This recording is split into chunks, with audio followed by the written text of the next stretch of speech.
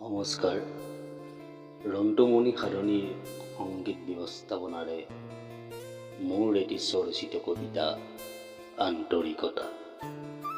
আন্তৰিকতা নহয় মাথো এটি শব্দ, হৃদয়ৰ মণিকোঠাত সজ্জিত কস্তুৰী সদৃশ সুগন্ধি বিলোৱা আন্তৰিকতা হ'ল এক অলংকাৰ।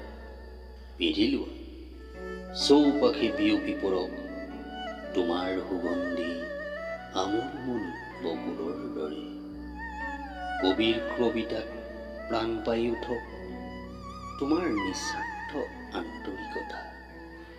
গীতিকাৰ সুৰকাৰে কানাই চিফুঙত সিঁচি দিয়ক আন্তৰিকতাৰ এটি সুৰ। অৰ্থৰ তোলাচনীত জোখমাখ কৰি সুকোমল হৃদয় কাৰো নকৰিবা হিলাময়।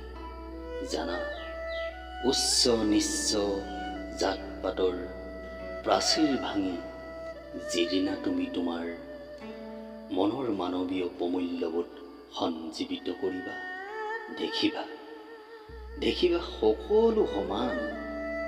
ইগুৰ চেৰেকী পাকত অভিমানীৰ মহুৰাত মনৰ চিলাউৰাই কি লাভ? ইগুৰ চেৰেকী পাকত অভিমানীৰ মহুৰাত মনৰ চিলাউৰাই কি লাভ?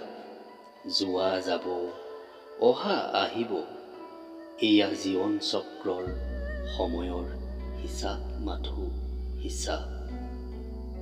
হিচাপ। কিন্তু তোমাৰ জীৱন, তোমাৰ হৃদয়, তোমাৰ মনাকাকত কস্তুৰী সদৃশ আন্তৰিকতাক নিদিবা বিসৰ্জন। তোমাৰ মনাকাশত কস্তুৰী সদৃশ আন্তৰিকতাক নিদিবা বিসৰ্জন। তেহে তোমাৰ আন্তৰিকতাই আকাশ চুমিব আকাশ। ধন্যবাদ।